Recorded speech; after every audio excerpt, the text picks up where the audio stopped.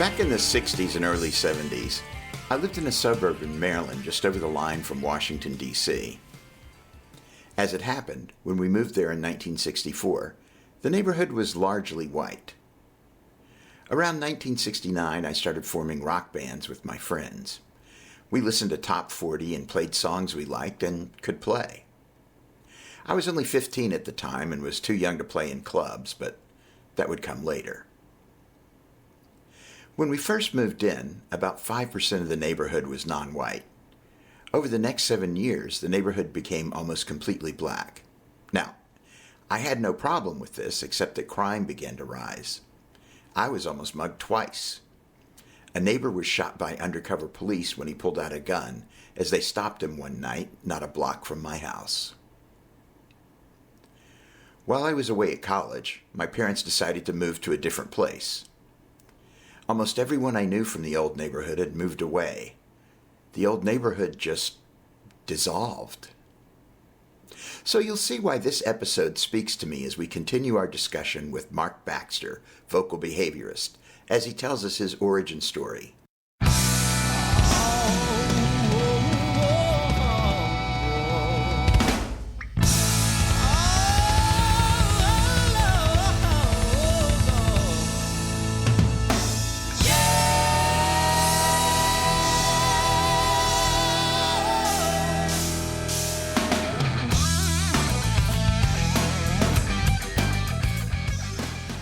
Hi, I'm Tim Rose, and this is the Tim Tunes Podcast.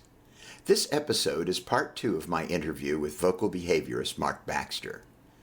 If you haven't listened to part 1, I highly suggest that you do so before listening to this episode. Mark lays out his philosophy and methodology in part 1. In this episode, Mark will tell us about his struggles to find his path and how he developed his dream.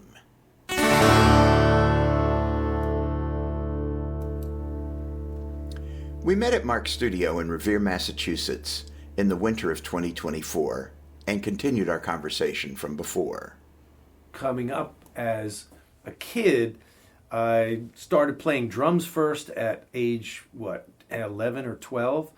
But when I was 11, there was a magic moment in my life where both my parents were what would be called progressive nowadays, just very liberal. And we grew up in a town called Plainfield in New Jersey. And that was the same as Watts and the same as in Detroit, the same as Newark. So there was, in 1967, there was huge riots going on in all these cities. And Plainfield was one of them. And so what I'm getting to is I was taken by my father to a civil liberties march, and it was in the heart of the city, and it was going to be some unrest, and so he dropped me off at a community center that was going to be where the march ended. I'm sitting there in a function room. There's a piano like this in the corner, and these 4 black guys walk in. They're blind, and they didn't know I was there. I'm sitting in a folding chair waiting for my father, and they started practicing, and it was just like what is now the blind guys from Alabama. So they kicking their feet, oh, I don't know why they're singing. And my body tingled like I had never experienced. So I call it my baptism by gospel then, because I just sat in the corner and chills, lightning bolts going through me. I wanted to cry and laugh at the same time. It's like I was just getting all kinds of feelings I'd never experienced.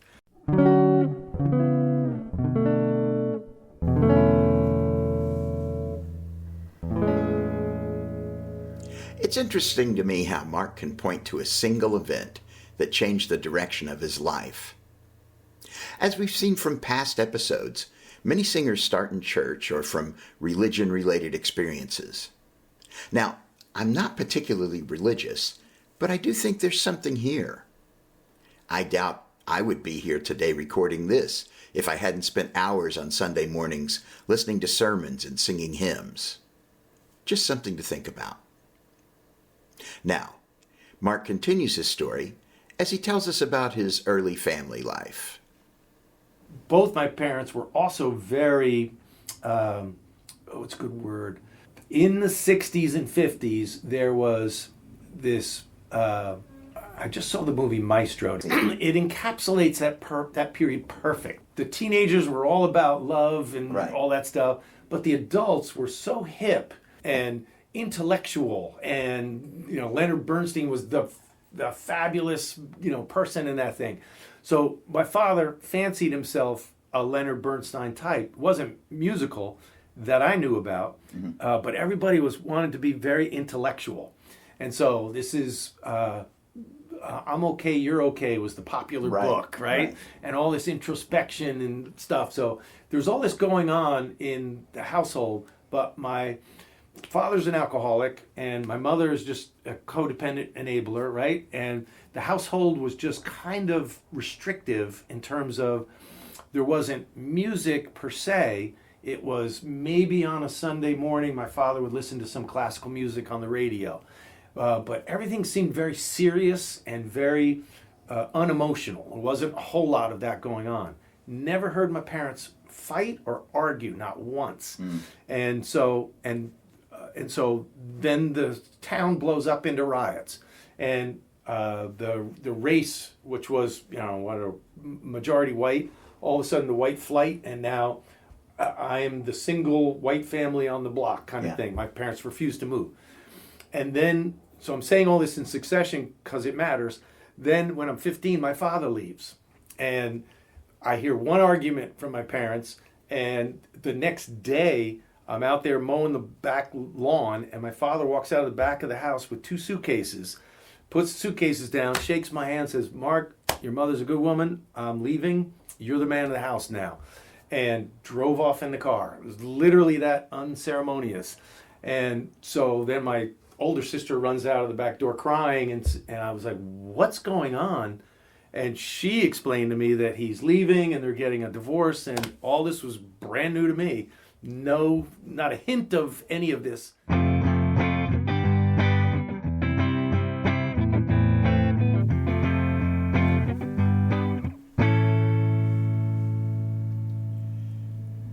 Needless to say, Mark's parents' divorce and the way he learned about it had a profound effect on him. Mark would write and record the song Wandering Soul in 1992, partly to help sort through these issues. This recording, written by Mark and guitarist Chris McKagan, was a demo that they put together for their band. Pay close attention to the words as they will apply directly to the next section. Here is Wandering Soul.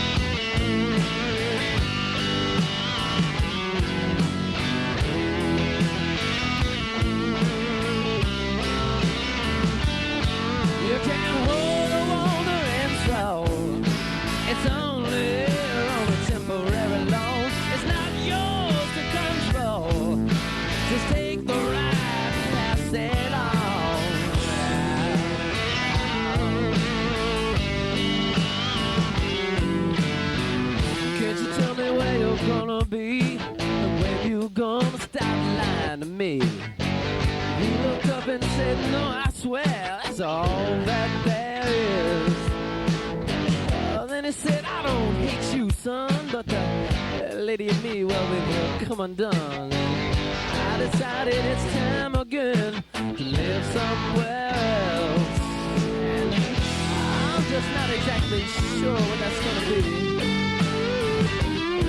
You should love a wandering soul, 'cause it doesn't change a thing.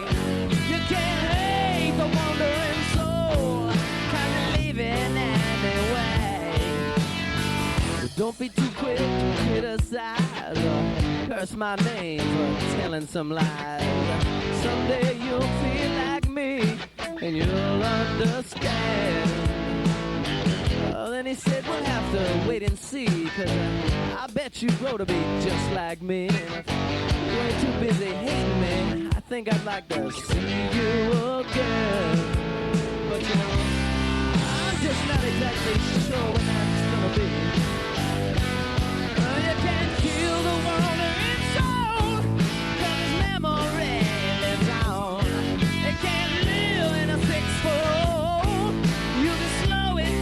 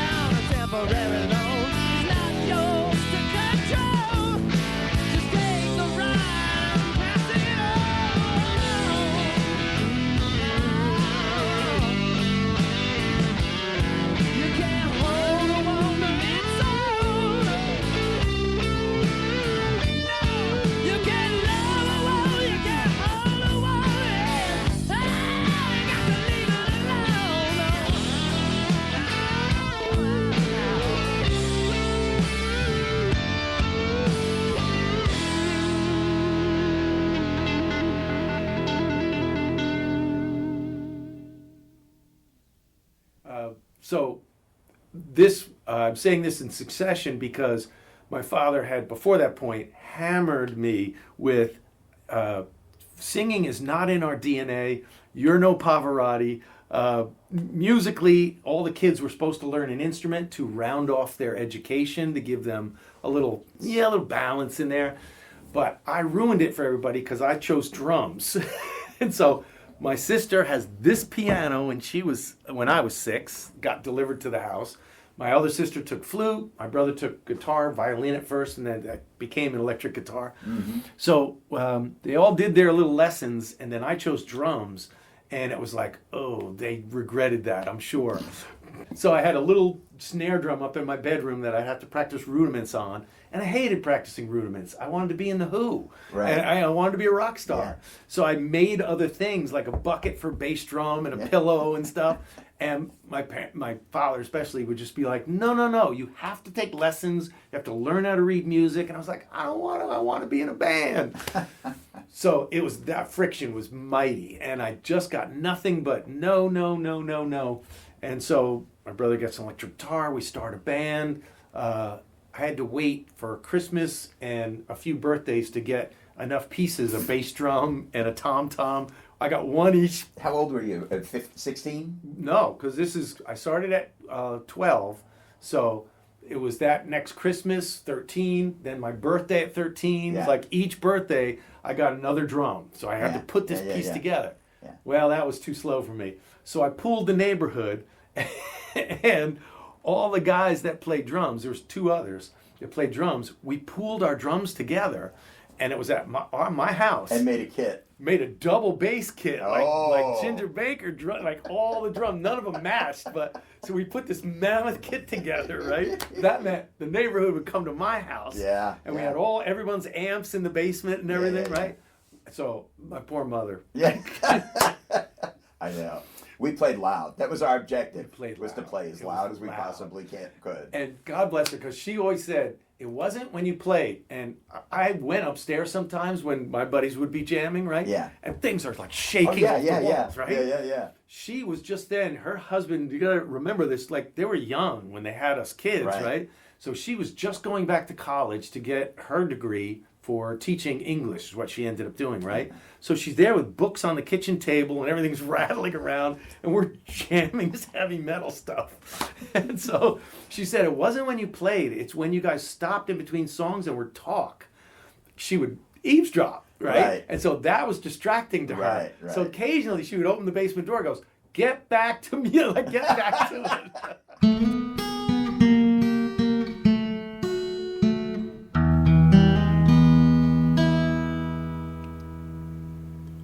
Mark continued to receive negative comments from his parents as his rock and roll aspirations grew. Let's hear what he had to say about it. So I had all this negative input in there. The household was super quiet. There wasn't singing or music as a resident in the house. It was really a visitor. And then I sit there in this thing in this turmoil going on and hear these singers, and my body is going through these things. So it's like, I still have their voices in my head. I could still hear it echoing around in there. And that was so unlike my father's music, that it was just like, you could do that? That's music too? And, my brother and I with little transistor radio under the covers at night, listening to ABC, which was the New York station at the time. This is all so familiar to I'm me. sure it is. I mean, the transistor radios, shaking the house down with the volume. My best friend was my drummer, and when's your birthday? Yes. Were you getting the floor tom for your birthday? Exactly. It's like, now you have a cymbal, a floor tom, and a snare. Exactly. We can play now. We're going there. We're getting there. Exactly same thing. And that's, of course, what I later found out telling the story, is like everybody went through the same thing. And so including the negativity from the parents, because back then it was like, no, you go to school, after high school, you're going to college, or you're moving out. It's like there was nothing but after 18, it's like you're kicked out of the nest. So my father beat me to that. He left the nest. Yeah. And so that was disturbing to me in a bunch of ways. I found out later in life, but my abandonment issues are, stem from that. But the idea of, I felt so guilty because I was kind of in this weird way, happy that he left, because I thought, wow, now I don't have any of this resistance. I can do what I need to do. But obviously there was this very weird, thing in the household now. My older two sisters and my brother had already moved out and done they're at college, and my brother got married right out of high school. My younger sister was 7 at the time. I'm 15. So now all of a sudden it's just my mother, me, and my younger sister, and the neighborhood goes violent. It's just really bad. Wow. So we're having break-ins in the house, armed break, like it was violent bad. Yeah. But my mother doesn't have money to get out, so we're stuck there. I'm in the school system where it went from, in my older sister's time, majority white, to now very much minority white, and still with the current upset in the ether there. So there's riots, and Black Panthers had surrounded my junior high school, and there was, kids with chains and bottles, and I got, just everything you could imagine in terms of racial violence was put on me, and what saved me was music, because the house where I grew up we had adjoining backyards back in suburban life, right? I had that. Well, that backyard house was Gary Scheider, who joined Parliament Funkadelics, and the Scheider family had 13 kids, I think, and they're all musical prodigies because they're all just incredible doing this thing. So I had several guys from the Funkadelics come into my basement and jam with me. So I was royalty now. And so in gym, when normally I would get my ass kicked, as the gym teacher would shut the door and you're going into the locker room, and that's usually when a lot of kids were getting beat up. Several times, circle would surround me, and then one finger would come out and go, "No, leave him alone. He's cool. That boy got soul." And that's all it took. That's all it took to reinforce to me. It's like, oh, music good. Music saved life. Music. It's like, yes, you are a musician. So here I am, drilled by very liberal parents of like, no, you don't understand what's going on. This is a whiplash effect, right? The animus you're receiving is because there's this history, and so, but all I'm telling them is like, I'm getting chased down the street, I'm getting bottles thrown at me, I'm getting rocks, I'm getting my bike stolen, and they're like, yeah, the Italians and the Irish used to fight, and they were just kept making it very small, and I was like, my world is really crazy right now, and then my father leaves and it got even worse, right? Yeah. So music to me was the savior, was the grace of like, I could walk down the street and somebody would know, oh no, he knows Gary, so therefore, it's like I had a little force field around me. Yeah. So it felt, right? So that was really confirming at a young age when I was so scared.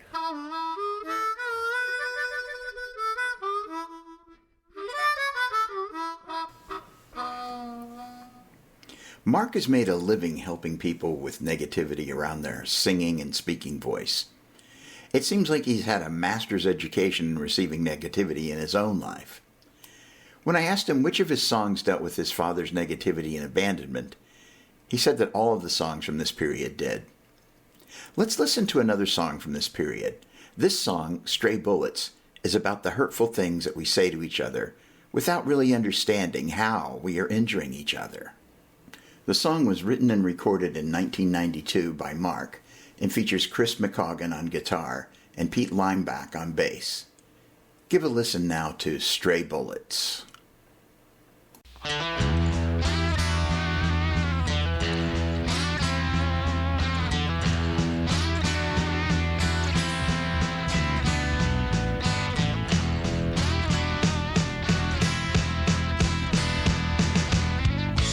No one ever sees the damage done.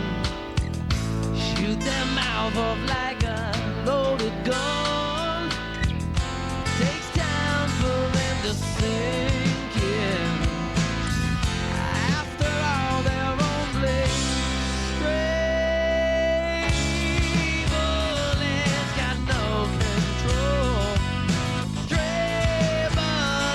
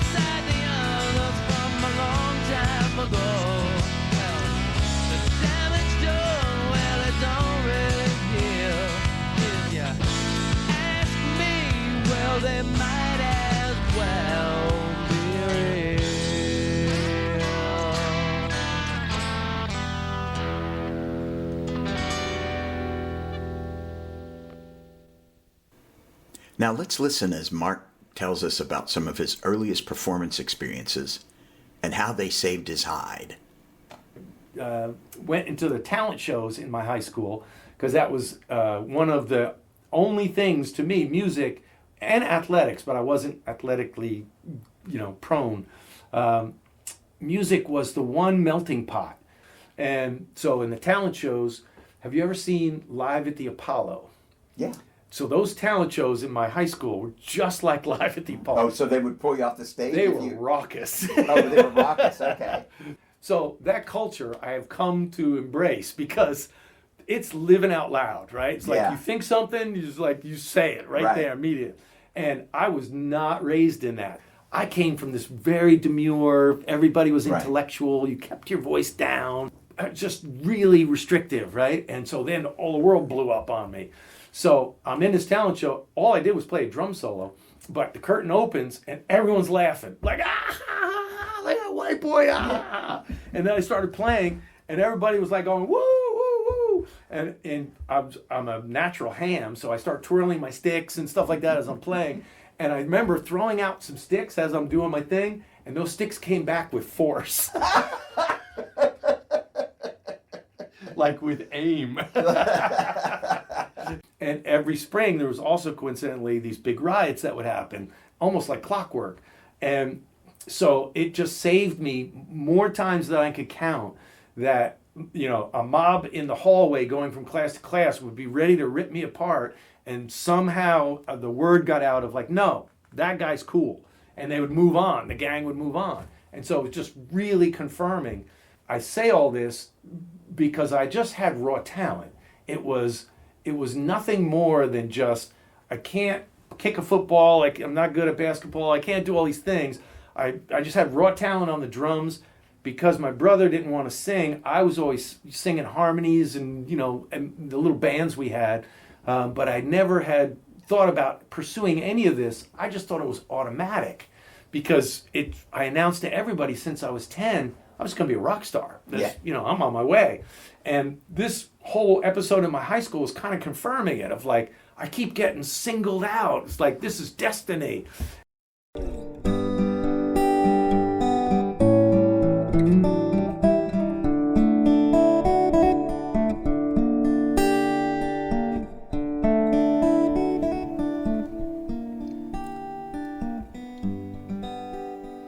After high school, Mark gets a call from a local record producer who is looking for a drummer. Mark mentions what's called a spec deal. In a spec deal, you get to record in a studio for free as long as the label likes what you're producing. Let's let Mark tell it. The rule in my household stuck. My mother said, I can't treat you any differently, so you're 18 now, you either got to go to college or you got to leave. So I was like, all right, I'm not going to college. They don't have rock star training in college, not back then. No. They do now. And so I take a job at a dry cleaner, and I had answered an ad in a music store that was looking for a drummer, and I literally got this weird phone call at the dry cleaner from Jack Fisher, who was a big management company in the New Jersey, New York area. And he said, is this Mark Baxter at the time? And I said, yes. And he goes, I hear you're the greatest fucking drummer in the world. Is that true? I was like, yes, that's true. And he goes, great, I want you to come down. Blah, blah. So this band that he was managing just got off the road with Kiss and was living in another town in New Jersey. They had a band house that, was just the band house. The record company was paying for it. Wow. They had this guy as their management. And I was like, oh my God. So I parked all my drums into my mother's station wagon and drove up to this house, long windy road up in the thing. It was not a nice house. It was ramshackle. But I walked in and they had all the equipment in the living room with mattresses against the wall. And I was like, I'm in heaven. This is where I should be. And so I take my huge drum set, timpanis, 13 melodic toms, right? And this is in prog rock days. So it's like so I had all the stuff. Those guys were all 10 years older than I was. I'm 18. They're all 28. They had kind of already been through the mill. I didn't know this yet. I didn't know about alcoholism or drug addicts and all this stuff. Got a quick education. And so that was just heaven to me. So I go home. I made the audition. I announced to my mother, I was like, "Sit, I'm in. I'm going to move into this house. On my way. I'm on my way." And she was like, "Are you sure?" It's like, "Yes, they got a house." And so I get a bedroom in this house. I move my stuff in, right? Just sleeping on the floor, a mattress. But it was just nirvana to me. And then quickly, everything dropped because Jack Fisher got arrested for extortion. And money laundering and selling. So he goes to jail. Sunshine Inn closes. Label, it was a spec deal, not anything else. So they lost the spec deal. Now all of a sudden, eviction notices are coming. The sheriff is at our door, right? I'm 10 years younger, so I am this Mr. Optimist, right? I'm like, we'll find another house. We'll get another manager. And these guys were all sitting at the kitchen table. I remember the scene, and they're like just pounding beers and shots and just going like, it's over, it's over. And I'm the kid at the table going like, what do you mean? Our songs are great. We're gonna use like we got to keep going here. So that's a typical story, right? It falls apart. I remember going into New York with the guitar player and the bass player. We're in the typical big conference room with a big mahogany table and all that. All gold records on the wall. I'm sitting in this room just wide-eyed going like, this is so cool. And the typical AR guy comes in, real hip, and he brings in this guy. Do you remember Gino Vanelli? Yeah. So, white afro, right? Yeah. This guy, it wasn't him, but it looked exactly like him. Silver lame jacket on, no shirt, right? Open, skinny jeans, right? Hairy chest, coming to this guy with all chains and all that. And I'm like, who the fuck's this guy? They go, this is a singer we want you guys to work with. And so the guys are looking at themselves, and I'm like, we already had a singer. And so I was like, hell no, Michael's our singer. We're going to, so on the drive home, I'm like, no, Michael's our singer. And they're like, oh, let's think about it. The label is saying, the label wants him. Like, we don't know Michael, Yeah. So that was a wonderful education because quickly I learned all the facts of life, right? And how that stuff back in that day was all run by a record company that was holding the kitty. So that band fell apart, of course. We lost our house. I went back home to my mother's and tail between my legs saying like, it didn't work out. Yeah. How long did that period last? 1 year.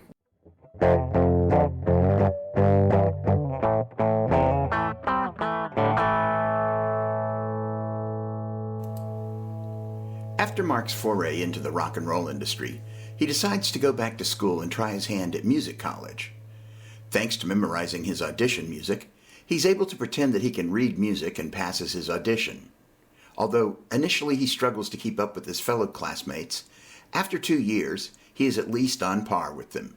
Let's rejoin our conversation now. That was, again, a great education in that for those 2 years that I lasted there, I was so far behind in the beginning, and by the time 2 years comes up where you have to choose teacher or performance careers, right? Mm-hmm. This 2 years kind of just all the basic stuff. And I rubbed badly with the professors because they were really down on, literally any pop or contemporary music. This is all classical stuff. Right. But so again, I'm 20 at the time, older than most of the students that I'm with, because looking back on all this now, I'm like, yeah, that professor, he was just angry. Yeah. But they're just projecting it on me. Yeah. So I was called a loser, told I could never, do this, do that. Was told I sucked at singing by my vocal professor. In the percussion department, right? Yeah. You have to participate in what's called a percussion ensemble. Right. If you take a kitchen draw and you pull it out quickly, the noise it makes is very much like a percussion ensemble. Really? Cling, boom, bing, bing, bing, boom, boom. All that's written, right? So my poor percussion professor, his name was Tony DiNicola. He was a famous jazz drummer, played with the greats, right? And then had to come off the road. So now his retirement was teaching me. So who only wanted to be a rock star, right? But he gave me the best advice, and I'll segue to that. So I had to be in this thing or else I'm going to fail. And so he stuck me on chimes. And chimes had 500 measures of rest. Right. And then there's just this bing, bing, bing, bing, bing, bing little melody, right? And there that I could not read, so I memorized it. But to count 500 measures, right? And they give you the little cue of like, here's when you really start counting, right? Right. I didn't know what that was. Yeah. And so we're on the performance now, and he's directing, and everybody's playing, and it sounds just like that. These distant drums, all these noises, castanets. And now all of a sudden, I know I'm coming close because it's getting near the end, and this thing is apexing. And he points to me, and I'm like, I blew my thing. And I literally just start hammering on the chimes. Just like bang, bang, bang, bang, bang, bang, bang. Was not the part that was written in there, right? And he kind of gives me the look where you kind of turn your eyes off, right? So at the end, he's shaking everybody's hand. He did not shake my hand. Oh. So I just was always the loser in every scenario I was in. So at the end, he said to me in the final conference afterwards, right? He goes, listen, I hear you in the practice rooms. You're always singing instead of practicing your rudiments. I see you walking around the halls here. You're singing to yourself all the time. He goes, you want to be a singer, don't you? And I go, well, can you be a singer? It's just something I do, right? It's like, and he goes, and I could tell you just want to be in a band. And he goes, that's what I did. And that's when he told me his story, right? And he goes, listen, do yourself a favor. Just get in a van, and go. Just go across the country, join that band, just do it. And I was like, but, then I can't, my father, blah, blah, blah. And he's like, you're going to regret it if you don't, because this is eating at you, I could tell. You're not concentrating, not happy here, you're not doing your thing here. He goes, you got talent, I just don't know what it is, because you're a little misguided. So he was the only one to really give me straight, right? And I did exactly that. And so quit college, to my father's dismay. He thought I was going to just went through a musical phase, you know what I mean? Right.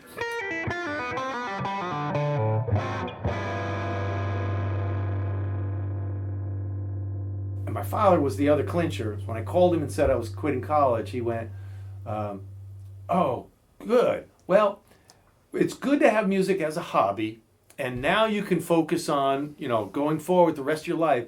And that rings in my head still today. Yeah. And I was like, I never, ever even thought of that word. Yeah. And I just felt like, someone said, kick that baby, kind of thing. Yeah. So those are, to me, were the confirming elements that just said, all right, you're in this music thing. It's like, there's no getting out of it. This is just you, and figure it out. And luckily, I was in many top 40 bands and stuff like that, making a living after that. And I would always sandwich it with an original band. Either I was in two bands, or I would do a 6-month stint, and then that band would break up, and then I would do an original band. In New Jersey at that time, there was 100 clubs in a 150-mile radius. Wow. No, drinking age was 18, no MTV, no computers, no comedy clubs, no gaming, no nothing. And so every club had a line to get in. That was social entertainment, right? So I'm playing one-nighters with two trucks, two 16-foot trucks, staging pyro, 2 follow spots. These were 1,000-plus, venues. It was just so enjoyable. And now, at this point, are you drumming and singing, or I would flip-flop between it. Uh-huh. And so the first couple of bands, I was drumming and singing. And some of the agents, because back then you worked through agents, didn't like it because people don't know who we're singing is. You got to come out front. I kept getting that, right? Yeah. So really where the singing thing came to me was on the original stuff, still playing drums.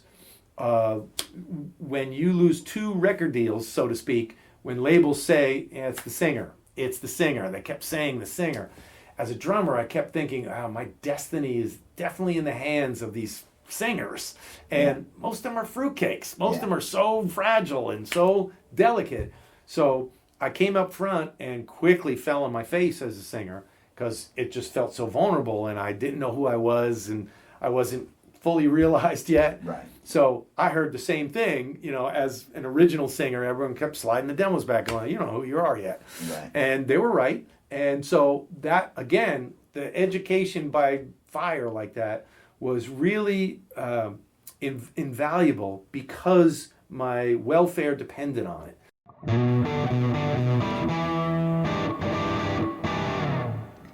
Let's take a break before we get to the end of Mark's story and have a listen to one of his older songs.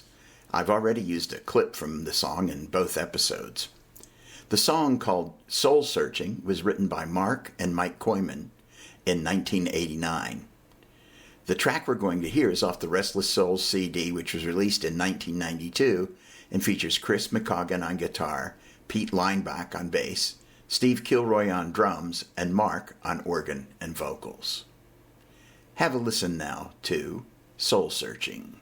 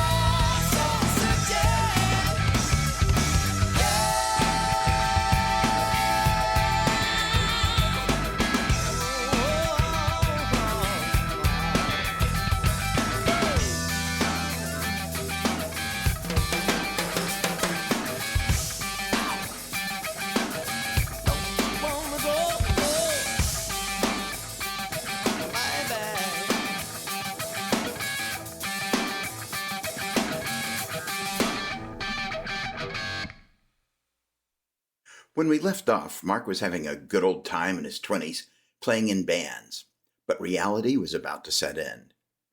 It was around this time that Mark started taking voice lessons with Katie Agresta, the great vocal coach in New York City. Let's listen in. But my personal life was always dodging bill collectors and rent and stuff like that, like dead broke. And so then I meet my wife. She hangs on to me for some reason through all of this, because we dated for 5 years. But now at 28, I have a son, and so at that moment, I'm like, all right, this is way too volatile. I have a little baby now, and I was working as a landscaper during the day and doing these gigs at night. So it was like tough going. Right. And so you're exhausted. Yeah, and yet you're young. I got energy, so I just slept when I should have been mowing lawns. And so, but it was also when I was going into New York taking lessons because my voice was fatiguing, working 6 nights a week like that. So I got a taste of working with singers in a different way than was classical music. I really enjoyed that. Started then, people were asking me in the club circuit why my voice was sounding better. I would give them tips, start giving a little back room, pre-gig, warm-up stuff, showing them what I'm doing. So right around that period when I'm 28 years old, I start teaching and I'm still gigging, and it was just a smattering of students, and then that would fall apart and blah, blah, blah. So I finally got some traction going into New York City teaching, and then Rick Berlin, Laurie Sargent, Face to Face. These are old Boston, the legacy bands, right? Yeah. We're coming down from Boston to take lessons in New York. And I was like, where are you coming from? And they were like, there's nothing up there. And so I went up with Katie and did a seminar in whatever church that is next to the State House in Boston. And Rick Berlin organized it, and 75 people showed up, and I was like, wow. And that was my first time in Boston. So I remember coming home and telling my wife, it's like, wow, Boston, when you just see that vicinity, it was like, it's so charming. It's this beautiful little city. They call it Beacon Hill. It's lovely.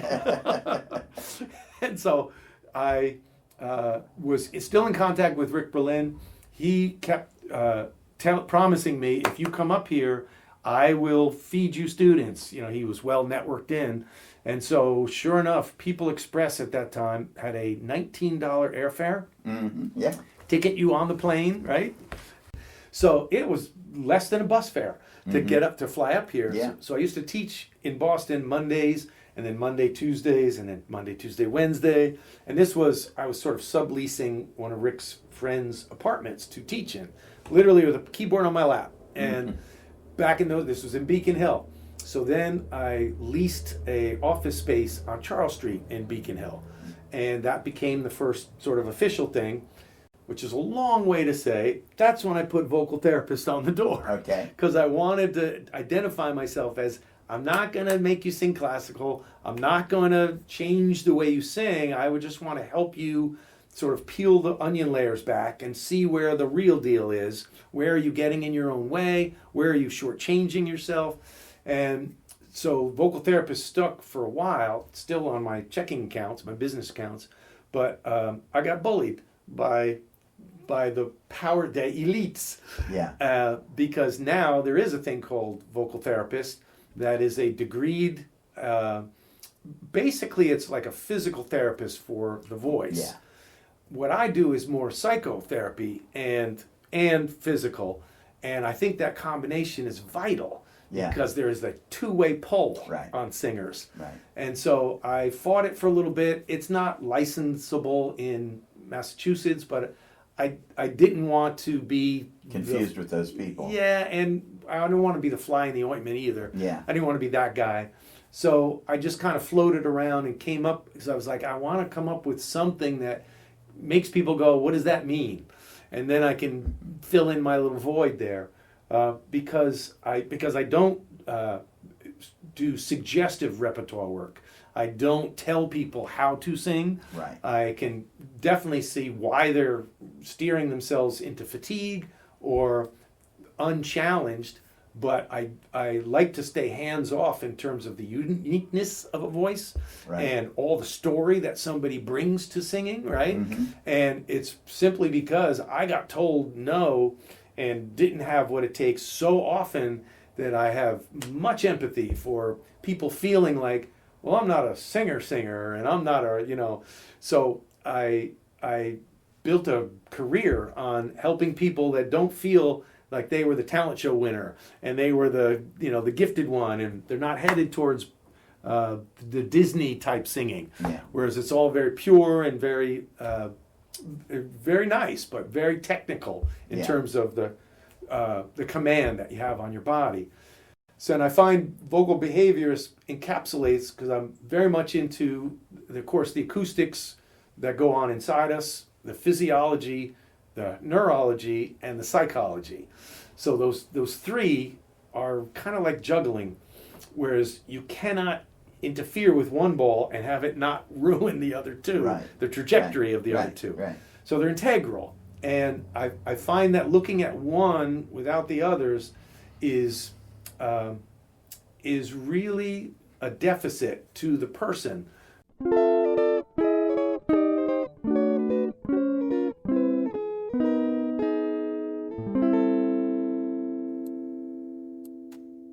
As I've done in all of my interviews, I asked Mark if there was a charity that he would like to promote. I thought his answer was unique. It really sums up what Mark is all about. Steering people to my YouTube channel, which is voicelesson.com, as on YouTube. I put everything out there for free because I view it as a charity, if you will. If somebody has got the initiative, all the information is out there. And I always feel for people now, because there's this immense amount of information out there on the internet, and a lot of it is self-serving, and I just put as much into those free lessons as I do in my regular lesson, because I feel if I was young and had YouTube, I would have dove into all of those videos and come out a different singer. But instead, I was thumbing through classical singing books, trying to extract anything that would be relevant. And so there is just an unbelievable amount of information out there. And so I would steer people to that with the knowledge of singing is innate. So each one of us is hardwired to sing. So when we start singing a song, everybody on an instinctive level knows my voice is being assessed right now. And no one articulates this. I do, but no one else does. And so everyone's computer's going off. The technical stuff, I always say it's not an audition. You've already passed the test. You've already passed the audition. Now you're performing. Yeah, this is a performance here. So it's not a test. It's a testament. And it's a testament of your love. Very good. I like that. So your love is what people are assessing. Why is Tim singing? Why is he singing that, right? Do I agree with Tim? Do I bond with him? These are little subliminal things going on. If they agree, we get the applause, we get the thumbs up, right? And if they don't, you could have sung that technically correct. People are like, it was good. Right? It's like, it goes off them. And we can't do anything about that. So that vulnerability is what most people struggle with, that I work with, that most people in general, right?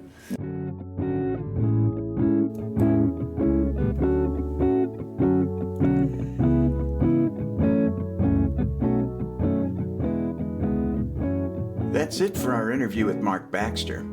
I'd like to thank Mark for generously giving us his time. I had a great visit with him when we recorded it. Mark's website, voicelesson.com, has tons of tips and exercises for singers of all styles and genres. These tips and exercises are completely free. You can also contact Mark directly through his website if you're interested in having in-person sessions with him. As always, please feel free to send me comments on this episode via Facebook at the Tim Tunes Podcast group, or email me at timtunespodcast@gmail.com, or contact me via Twitter at Rimtoes. That's RIMTOES. Or, if you are a Patreon subscriber, you can send me messages via Patreon. All contributions to the podcast are appreciated.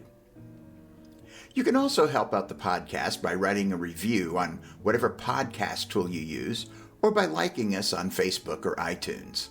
That'll go a long ways towards increasing my reach. Also, you can support the show just by listening to some of my songs on your favorite music streaming service. Whatever you do to support the show, I appreciate you. We'll be back in a few weeks with our next episode. Until then, arrivederci.